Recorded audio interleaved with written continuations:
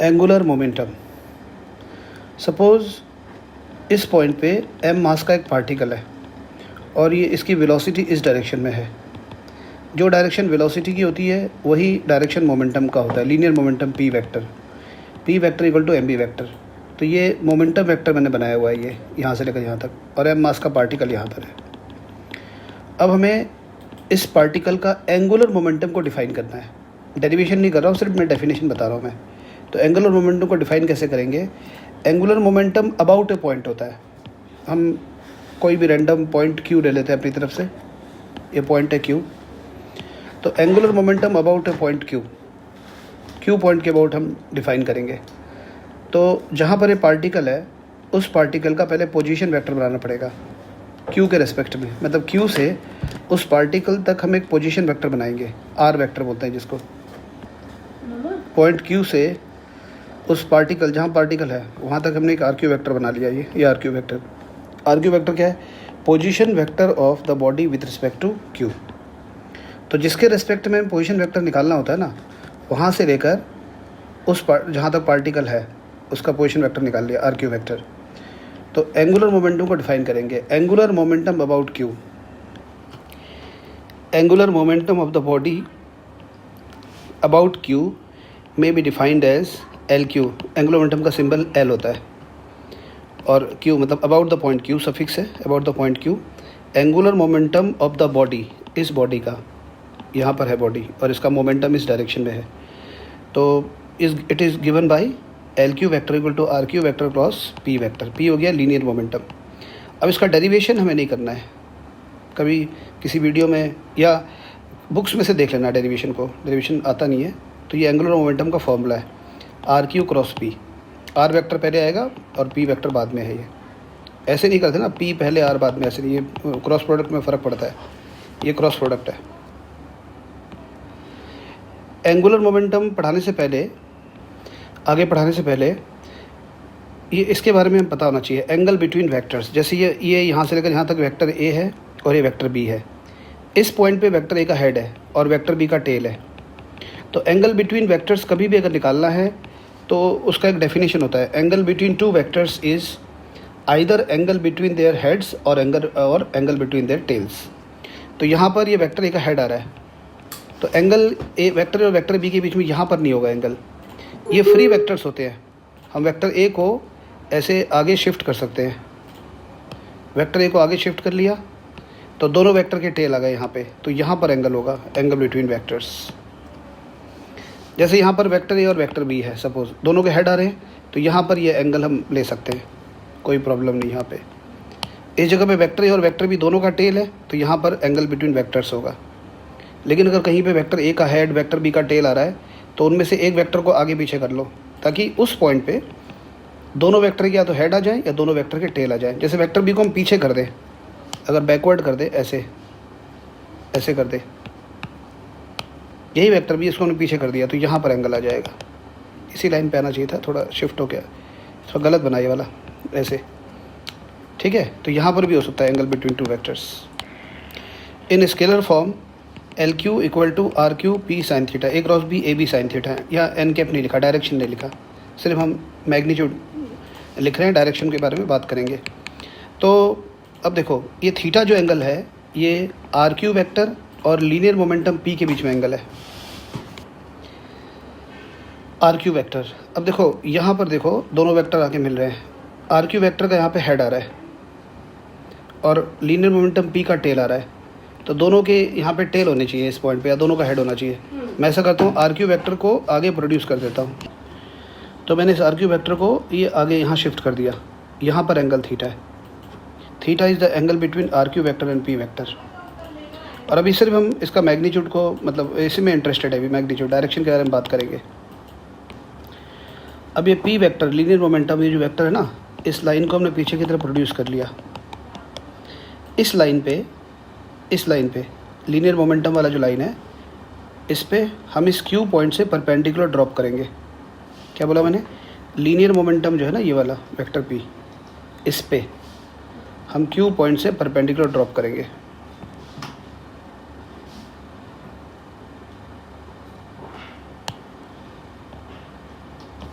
Q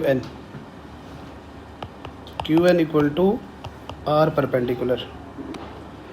suppose ये particle M mass का A point पे है और ये Q N perpendicular, Q N equal to R perpendicular, मतलब परपेंडिकुलर डिस्टेंस पॉइंट से लेकर ये लीनियर मोमेंटम की जो लाइन है इसके बीच में।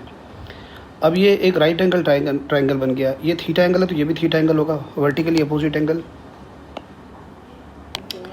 इन right triangle A N Q sine theta equal to Q N upon में ए क्यू। ये जो ए क्यू है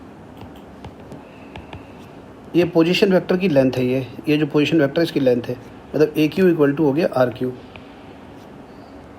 ठीक है, A Q equal to R Q.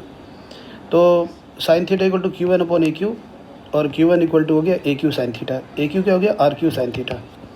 तो यहाँ पे हम इसको ऐसे लिखते हैं P into R Q sine theta और फाइनली एल क्यू लिखेंगे हम पी इंटू आर परपेंडिकुलर।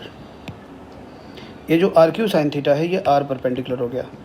तो ये एंगुलर मोमेंटम इस तरह से हम ये फॉर्मूला लगा के आगे से क्वेश्चंस में क्वेश्चन करेंगे सब। P इंटू आर परपेंडिकुलर मतलब क्या करना पड़ेगा, लीनियर मोमेंटम हमें पता है, लीनियर मोमेंटम वाला वेक्टर पता है, उसको आगे पीछे प्रोड्यूस कर लो और जिस पॉइंट के अबाउट हमें एंगुलर मोमेंटम निकालना है उस पॉइंट से हम लीनियर मोमेंटम पे वो परपेंडिकुलर ड्रॉप कर देंगे। लीनियर मोमेंटम है ये और इस पॉइंट के अबाउट निकालना है और इस क्यू पॉइंट से हम परपेंडिकुलर ड्रॉप करेंगे लीनियर मोमेंटम पे। तो ये परपेंडिकुलर डिस्टेंस आर परपेंडिकुलर और पी इंटू आर परपेंडिकुलर, इसको हम बोलते हैं एंगुलर मोमेंटम। एंगुलर मोमेंटम हमेशा बोलना पड़ेगा about a point, angular momentum about a point होता है। अब इस एंगुलर मोमेंटम की डायरेक्शन कैसे निकालेंगे, ये देखो ये आर क्यू वेक्टर है, यहाँ पर हम 4 फिंगर रख के पी की तरफ मोड़ देंगे, ये ऐसे करके हम पी की तरफ मोड़ देंगे। पी की तरफ मोड़ेंगे तो जो थंब है ये out of the page of paper होगा। तो इस पॉइंट के अबाउट, क्यू पॉइंट के अबाउट इस बॉडी का जो एंगुलर मोमेंटम है उसका जो डायरेक्शन है वो बाहर की तरफ होगा। एंगुलर मोमेंटम जो है इसका डायरेक्शन बाहर की तरफ होगा, आर क्यू क्रॉस पी, नहीं बाहर नहीं, R Q cross P, sorry ये आर क्यू है ना, आर क्यू क्रॉस पी, अंगूठा अंदर जाएगा, सॉरी ये मैंने क्रॉस प्रोडक्ट में बताया था, ये क्रॉस हो गया। अगर हम मान लें कोई, जैसे अब एक्चुअली क्या है ना, एंगुलर मोमेंटम जो है वो डिपेंड करता है कि तुमने कौन सा पॉइंट चूज़ करा है। जैसे मैं एक पॉइंट ले रहा हूँ सी, यहाँ पर ये पॉइंट ले लिया सी, तो अब ये सी से सी पॉइंट के अबाउट हमें निकालना है angular momentum, angular momentum C point के अबाउट निकालना है। तो हमें देखो सी पॉइंट के अबाउट निकालना है, तो सी पॉइंट से जहाँ पर पार्टिकल है वहाँ तक हमें एक पोजीशन वेक्टर बनाएंगे। सी पॉइंट के अबाउट निकालना है, इस पॉइंट के अबाउट, क्यू पॉइंट के अबाउट तो यही होता है आर क्यू क्रॉस पी। तो सी पॉइंट के अबाउट सी से ए तक हमें पोजीशन वेक्टर बनाएंगे, ये हो गया R C vector. This is R C vector and this is P vector, linear momentum. तो ये दोनों वेक्टर की डायरेक्शन सेम है, तो यहाँ पे साइन ऑफ एंगल कितना आएगा, 0 आएगा। तो एंगुलर मोमेंटम जो है सी पॉइंट के अबाउट 0 आएगा। इस पॉइंट के about R Q cross P आ रहा है और डायरेक्शन इनवर्ड है। अगर हम एक पॉइंट लेते हैं डी पॉइंट के अबाउट अगर हमें एंगुलर मोमेंटम निकालना है, डी के about the point D, about point D अगर एंगुलर मोमेंटम निकालना है तो डी से ए तक पहले पोजीशन वेक्टर बनाओ। जिस पॉइंट के अबाउट निकालना है ना उस पॉइंट से और जहाँ पर बॉडी है वहाँ तक पोजीशन वेक्टर बनाना है। ये हो गया आर डी वेक्टर,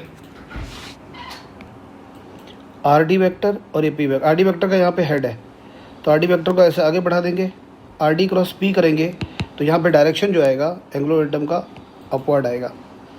तो देखा, angular momentum depends upon the point you choose. Q point के अबाउट एंगुलर मोमेंटम ये है, डायरेक्शन इनवर्ड है। सी पॉइंट के अबाउट एंगुलर मोमेंटम 0 है और डी पॉइंट के अबाउट एंगुलर मोमेंटम है आर डी क्रॉस पी और डायरेक्शन आउटवर्ड है, बाहर की तरफ डायरेक्शन है।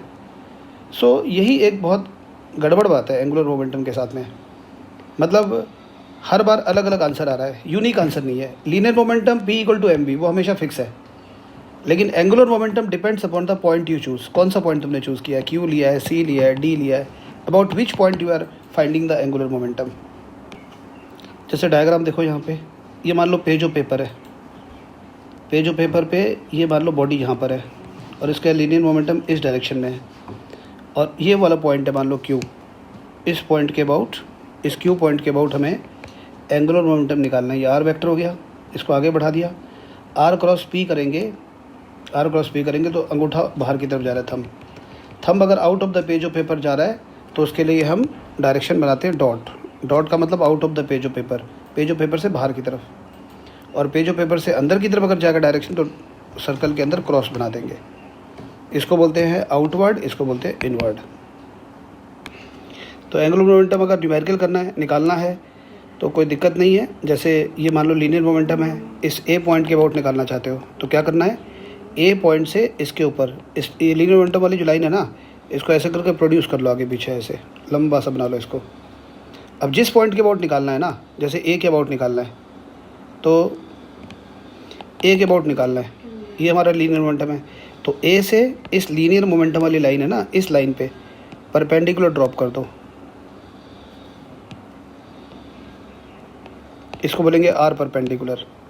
बस पी, ये लीनियर मोमेंटम पी पता होना चाहिए बॉडी का, और ये परपेंडिकुलर डिस्टेंस आर, मल्टीप्लाई करो, ये एंगुलर मोमेंटम अबाउट ए आ जाएगा। बी पॉइंट के अबाउट निकालना है एंगुलर मोमेंटम, तो बी से उस लीनियर मोमेंटम वाली लाइन पे परपेंडिकुलर ड्रॉप करो, ये 90 का एंगल बना दो परपेंडिकुलर बी से। तो ये डिस्टेंस पता होना चाहिए, ये डिस्टेंस, परपेंडिकुलर डिस्टेंस और लीनियर मोमेंटम पी मल्टीप्लाई करो तो बी पॉइंट के अबाउट आ जाएगा। ठीक है, एक पॉइंट है सी, सी पॉइंट, बस ध्यान रखना जैसे लीनियर मोमेंटम की जो डायरेक्शन है उस लाइन पे अगर कोई पॉइंट लेते हैं तो उन हर पॉइंट के अबाउट एंगुलर मोमेंटम जीरो आएगा, क्योंकि आर क्यू क्रॉस पी करोगे तो आर क्यू वेक्टर और पी वेक्टर की डायरेक्शन सेम हो जाएगी, तो उस केस में जीरो आएगा।